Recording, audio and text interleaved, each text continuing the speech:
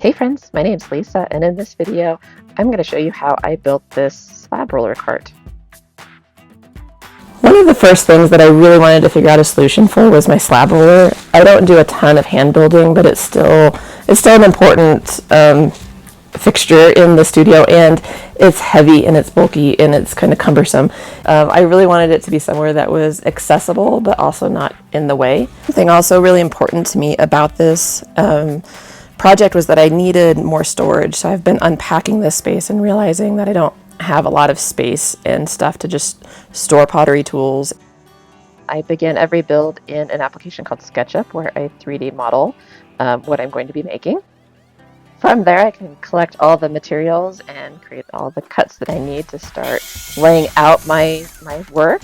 I use a tool called a Festool Domino for all the joinery. I found that this is like the best and easiest way to build furniture. The domino joiner essentially gives you like a really easy way to create a mortise and tenon joint, and so it just really is so easy for alignment and glue ups and all that. I've done pocket holes, I've done just straight fasteners, but this is the cleanest and easiest way. I do lay it out first, and I do a dry fit just to make sure it's going to come together the way I envision it, and then come back and add the glue and clamps and let it set up. So now that I have the frame started and it's in clamps drying, I get to body wrestle with some sheets of plywood so that I can cut the sides, the middle panel, and the back.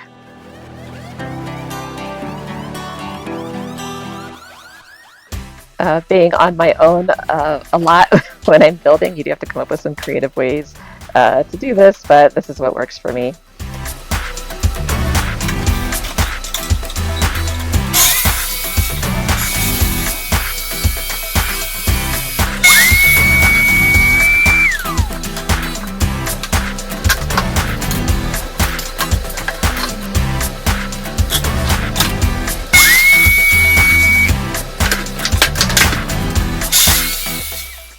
I do have a pretty awesome miter saw, however these panels were just too wide to have a really clean cut, so I just went ahead and used my track saw to do the cross cut here as well.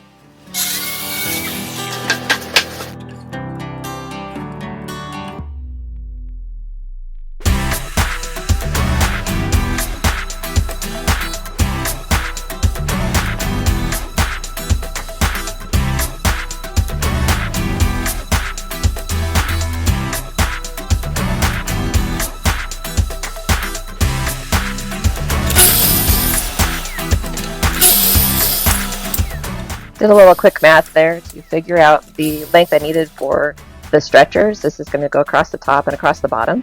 Again, because it's going to be drawers and I'm going to have a different top on it, I don't need like a full sheet at this point. I just need something to stabilize it on both the top and the bottom. This was getting too tall for me to put those stretchers in while on my workbench, so I had to muscle it down over to the ground here.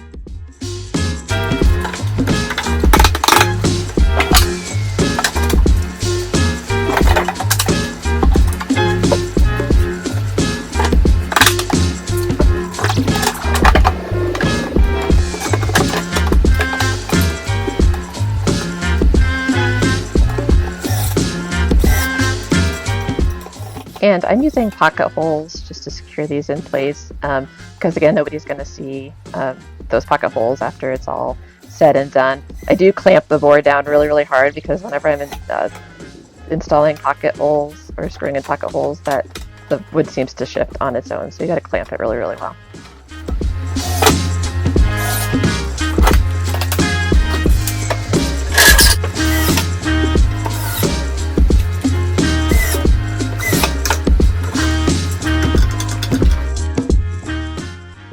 Now we get to go ahead and cut the piece for the back panel. That's what that was. And I'm cleaning off my space here to get it moved back over because I want to start designing, measuring at least, and creating the drawer boxes.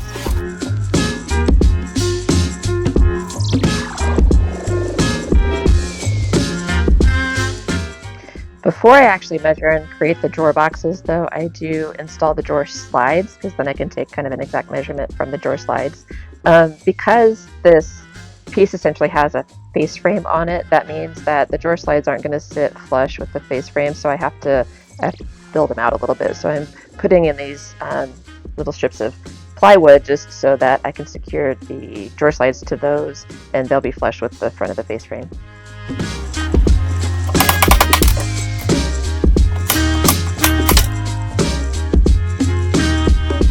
Glue set up, and I came back at it the following day and started getting all the drawer slides installed. These are Bloom undermount drawer slides, and they are really quite nice, but they also have a great weight capacity, which I thought would be important for the nature of tools and stuff that I'm going to be storing in here.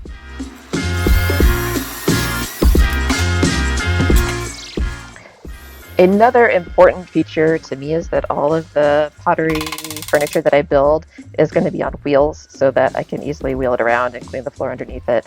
And so what I'm doing is kind of boring out a hole to insert these key nuts. Now, I will tell you, these did not work. I ended up having to get something sturdier, but this is what I started out with, and you can see on the first trial, the first run, that wheel popped off, and I took a look at it. It just wasn't going to work, so I had to come back later with something more durable. While I figure out a solution for that, I'm definitely in a good place now to get started on the drawer boxes. So I've measured, and now I'm cutting all the front, sides, and backs and getting them cut to the right length.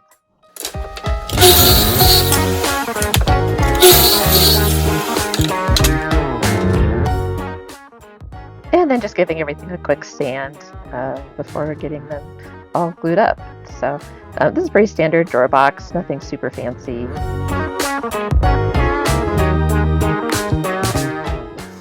And here is the reinforced, the improved T-nut that I found on Amazon. This is a little bit more durable, and it has those 3 holes on the faceplate that you can see, which basically allows you to secure it to your foot, I guess, or leg of your piece, and then attach it with fasteners, so it's much less likely to pop out. And this actually has worked really, really well, and I'll definitely be buying these again. Of course, it's important to me that this cabinet is going to be very easy to clean and wipe off from any clay that gets on it. So I'm putting on a coat of primer.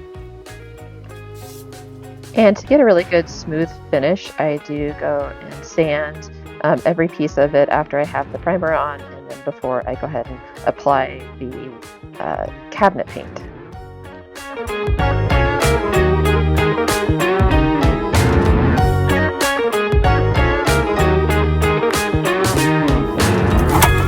Here she is. I am so excited with the progress so far and how she's looking. It's just getting to that stage where it's really exciting and almost coming, to completion. I do put on a coat of finish on the inside of all the drawer boxes as well, so that they can be cleaned out. I'm just using a product called Halcyon Clear from Total Boat, and no complaints. Seems like it's done a great job.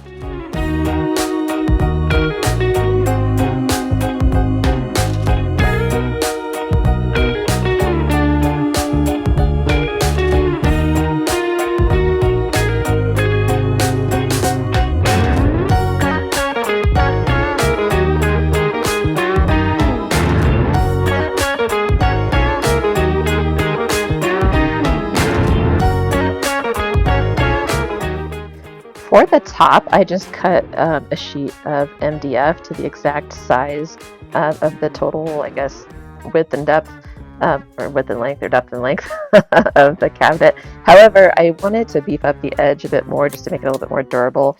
And so I have this, I believe it's maple dimensional lumber that I picked up at the lumber supply company. And I'm doing my best here to create really nice, clean, mitered corners, but again, it's not my specialty.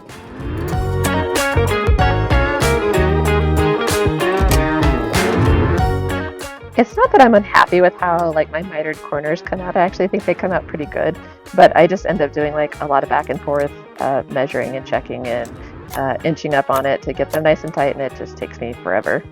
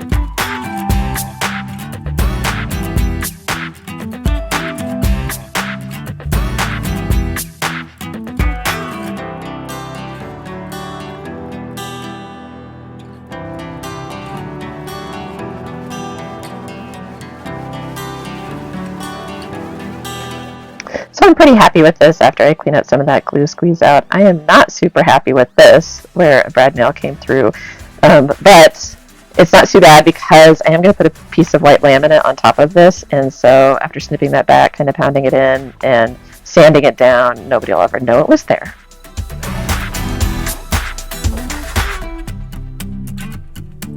Because I am going to glue on a piece of laminate, like I mentioned, I do want to make sure that this is sanded very, very well and very, very smooth and then cleaned off. And then I'm applying contact cement now to both the top and to the back side of the laminate and getting this put on. This is a tricky effort because once that contact cement touches, there's no going back. And so I use these wood dowels to lay it on top first, make sure it's perfectly lined up. And then I pull the dowels out from the middle and start to press it down.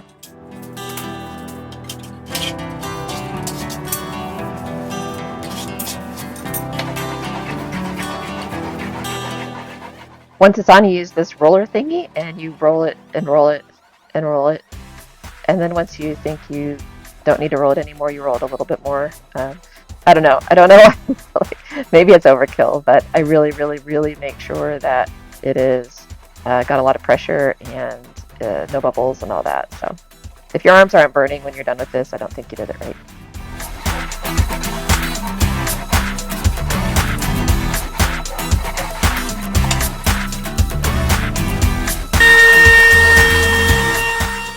The most uber satisfying, I think, part of this is coming back with the trim router. And because I did leave that laminate a little bit wide, it lets me trim it off flush with that maple and just get this really cool, clean looking corner.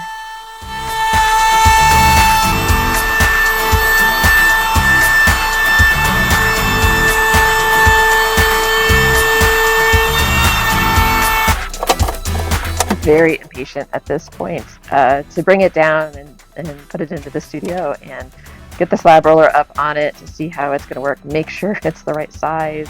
As I mentioned, this thing is really heavy, so having it on wheels, having storage under it, this is just a game changer.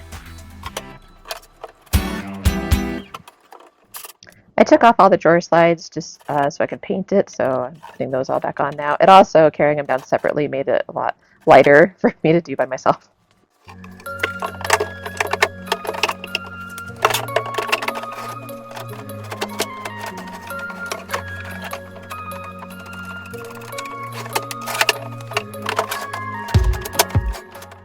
One thing I realized a little bit, I guess too late, was that I didn't label all the drawer slides, so I didn't put them all back in the same spot. And the only real issue there is that they have adjustments on them. And so that's what was tripping me up with this drawer box, is that the adjustments weren't for this particular box. I had installed them all and tested them upstairs, and they worked. And so I was really baffled here why I was struggling so much, but that's all it was.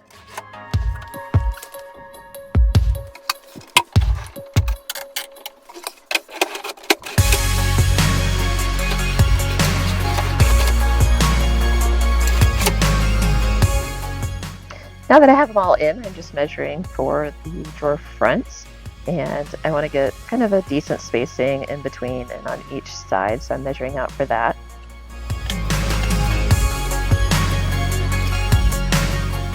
And back up to the shop to get those drawer fronts cut. And I'm really just doing a flat panel, I guess European style drawer front, again because I want to make it really easy to be able to wipe this down.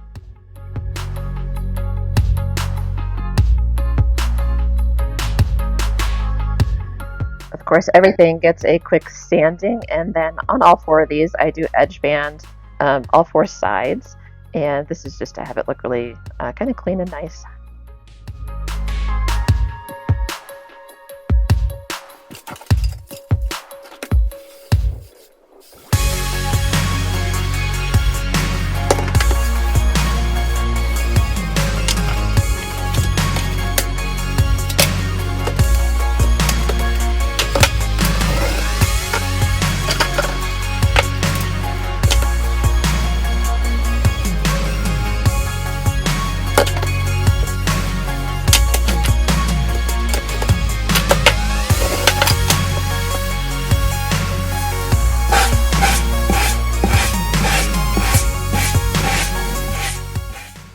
I just come back with a quick sanding block and kind of carefully take off that little extra lip, and it just sort of like, I don't know, melts it all together, and I think it looks so good, so clean.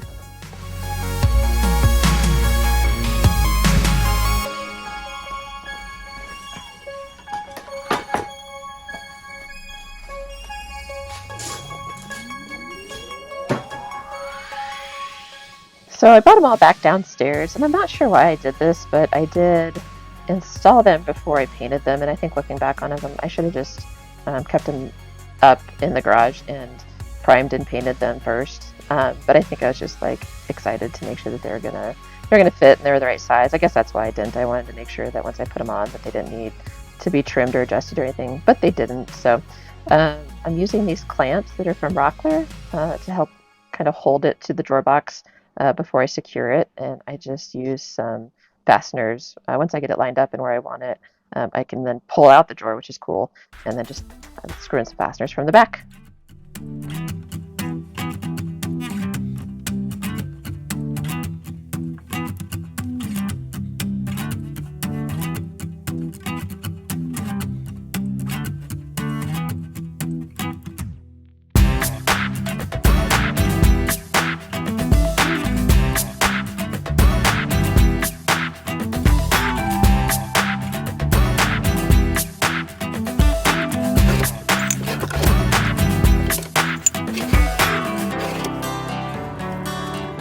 Of course, I had to take them all off and back upstairs to be primed and painted. You can see I labeled them. I actually did drill for the hardware before I did that as well. So bringing them back down, I don't have to screw them on. I could just use the hardware actually to hold the drawer face onto the box. And these are just some pulls. I think I got really, really affordably at Walmart, if you believe that.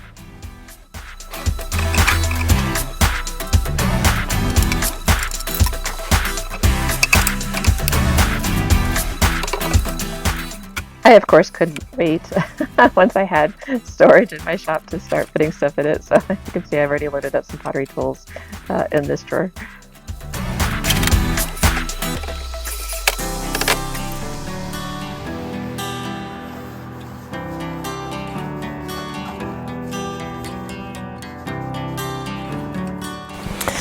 Okay, friends, well, there you have it. There's my slab roller cart cabinet build completed. Thank you so much for hanging out and watching this whole video.